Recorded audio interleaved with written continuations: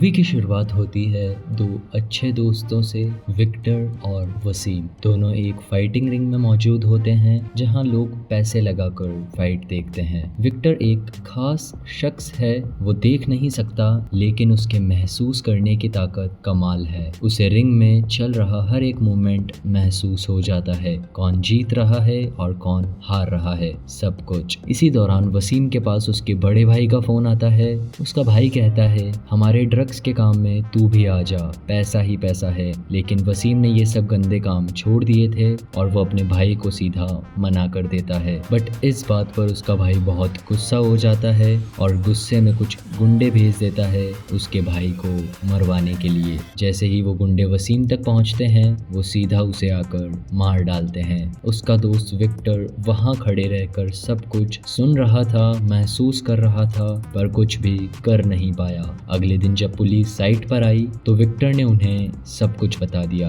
पहले तो इंस्पेक्टर सत्यम ने सोचा एक अंधा शख्स क्या मदद करेगा, लेकिन जैसे जैसे विक्टर ने बात की, इंस्पेक्टर को समझ आ गया कि ये केस की सबसे इम्पोर्टेंट कड़ी है। सीन शिफ्ट होता है अगले दिन वसीम के घर, जहां उसका फ्यूनरल चल रहा होता है। हर कोई उदास है। वसीम का मर्डर उसके ही भाई ने करवाया था, लेकिन उसका भाई सबके सामने अच्छा बनने की एक्टिंग करता है। वो लोगों को बोलता है वसीम को कुछ स्मगलर्स और गुंडों ने मार दिया और अब वो बदला लेगा। तभी घर के बाहर एक डिफेंडर गाड़ी आके रुकती है।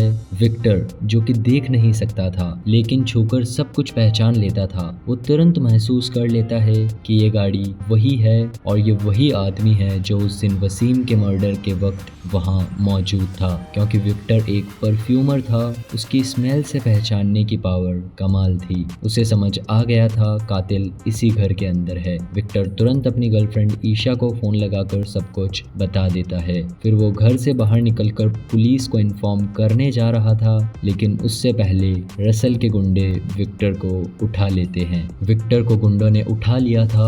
वो कहते हैं, हमें लगा तू अंधा है, कुछ नहीं बोलेगा, पर तुझे छोड़ना हमारी सबसे बड़ी गलती थी, लेकिन ये गलती दोबारा नहीं दोहराएंगे। और इस बार उन्होंने विक्टर को एसिड के ड्रम में डाल दिया था। उसका चेहरा, उसका जिस्म, सब कुछ झुलसा दिया। विक्टर की पेनफुल मौत होती है। वहीं एक और आदमी खड़ा होता है जो इस पूरे हादसे की वीडियो बना लेता है। अब ये बात टोनी तक पहुंचती है और टोनी और कोई नहीं, रसल का बाप था। टोनी ये सब देखकर गुस्सा तो करता है, पर उसे सबसे ज्यादा तकलीफ ये हुई कि रसल के हाथों पर एसिड के कुछ छांटे पड़ गए थे। तब टोनी अपने बेटे को समझाता है, तुझे बड़ा काम संभालना है, ऐसी छोटी मोटी बातों में पड़ के नाम खराब मत कर। नेक्स्ट डे पुलिस को एक लाश मिलती है जो पानी में पड़ी होती है। पूरा जिस्म झुलसा हुआ था, लेकिन पोस्टमार्टम रिपोर्ट में कंफर्म हो जाता है कि वो लाश विक्टर की ही थी। सीन शिफ्ट होता है विक्टर के घर। विक्टर के टोटल 4 भाई बहन थे।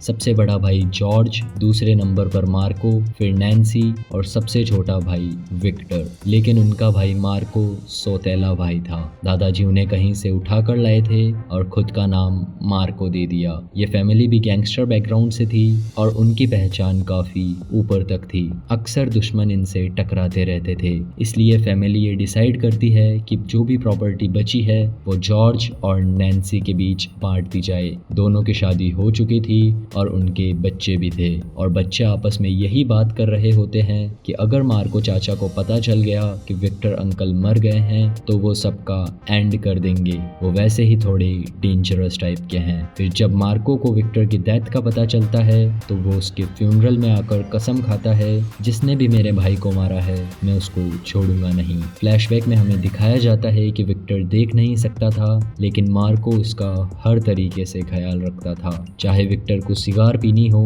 गाड़ी चलानी हो या सिर्फ लाइफ एंजॉय करनी हो, मार्को हमेशा उसके साथ होता था। इसी वजह से दोनों के बीच काफी बॉन्डिंग स्ट्रॉन्ग थी। वो सिर्फ भाई नहीं, बेस्ट फ्रेंड्स जैसे थे। और जब मार्को को ये पता चलता है कि कुछ स्मगलर्स ने विक्टर का मर्डर किया है तो वो बस एक ही काम पे लग जाता है, जिसने भी उसके भाई को मारा उसे मौत से भी बदतर सजा देने। अब केजीएफ मूवी की तरह इस मूवी में भी दिखाया गया है कि यहाँ एक गोल्ड का बिजनेस है और इस गोल्ड स्मगलिंग के बिजनेस में 3-4 पार्टनर्स भी हैं। उनमें से एक पार्टनर जॉर्ज और दूसरा टोनी होता है, जो दिखने में तो पार्टनर था लेकिन असल में पूरा गोल्ड हड़पने की प्लानिंग में था। टोनी अक्सर कुछ ऐसे छोटे मोटे गेम्स करता था जिससे खुद सारी गोल्ड को हड़प सके।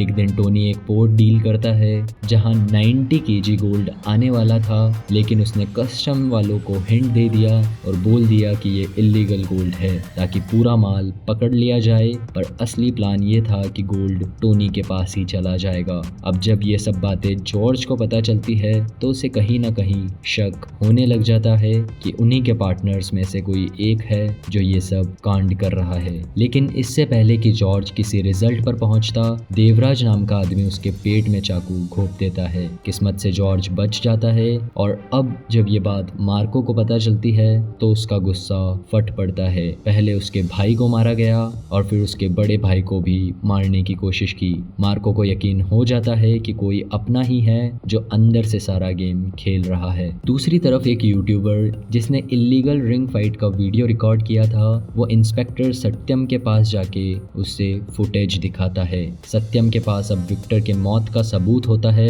लेकिन जब वो ये अपने सीनियर ऑफिसर को देता है, सीनियर ऑफिसर बिना देखे उस सबूत को कचरे के डब्बे में डाल देता है क्योंकि वो पहले से टोनी के लिए काम कर रहा था। अब टोनी के आदमी सबसे पहले तो उस यूट्यूबर को मार देते हैं जो पुलिस को एविडेंस देने गया था और फिर इंस्पेक्टर सत्यम को भी खत्म कर दिया जाता है। इस बीच जॉर्ज की तबीयत थोड़ी ठीक हो जाती है और वो अपने भाई मार्को को कॉल करके बताता है कि पूरे कांड के पीछे टोनी और उसके बेटे रसल का हाथ है। लेकिन जिस वक्त मार्को ये सब बातें फोन पर सुन रहा होता है, रसल उसके बिल्कुल पास होता है और बिना किसी वार्निंग के मार्को पर अटैक कर देता है। यहाँ एक ब्रूटल फाइट सीक्वेंस स्टार्ट होती है। फिर आता है सबसे शॉकिंग ट्विस्ट जब रसल बताता है कि विक्टर की गर्लफ्रेंड ईशा प्रेग्नेंट है और विक्टर के बच्चे को जन्म देने वाली है और अब ईशा उनके कब्जे में है। रसल डिमांड करता है 40 करोड़ रुपए दो, तब जाके हम ईशा और विक्टर के होने वाले बच्चे को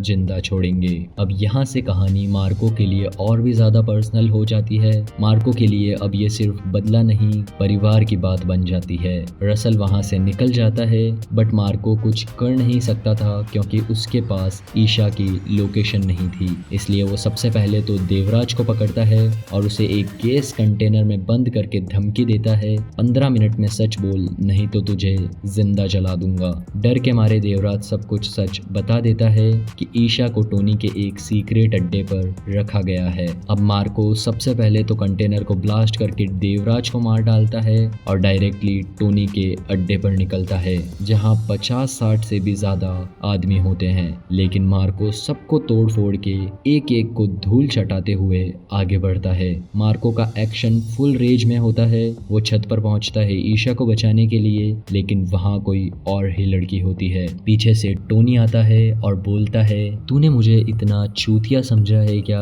कि 40 करोड़ के लिए ईशा को खुलेआम छोड़ दूंगा? वो अभी भी मेरी कैद में है, पैसे ला तब छोड़ेंगे। मार्को को एक लोकेशन दी जाती है। थोड़ी देर बाद मार्को एक ब्रीफ केस लेकर उसी लोकेशन पर रसल के पास पहुंचता है। रसल समझता है इस बैग में पैसे होंगे और पैसों के बदले वो ईशा को छोड़ देगा। लेकिन जैसे ही वो बैग खोलता है उसके अंदर टोनी के बाप का कटा हुआ हाथ होता है। मार्को रसल से कहता है, तेरा बाप अब मेरे कब्जे में है, पहले ईशा को छोड़ फिर जाकर अपने बाप को ले जाना। रसल को अब ईशा को छोड़ना पड़ता है और वो तुरंत अब अपने बाप टोनी को बचाने के लिए निकलता है। लेकिन जहाँ टोनी को रखा गया था वो एक डेथ ट्रैप होता है। उसके सर पर एक एसिड का कंटेनर लटका होता है, सामने एक लोडेड गन फिक्स्ड थी और टोनी के सीट के नीचे एक बॉम्ब सेट किया गया था। यानी छुड़ा भी लिया तो बचाना नामुमकिन था। रसल हर तरीके से अपने बाप को बचाने की कोशिश करता है,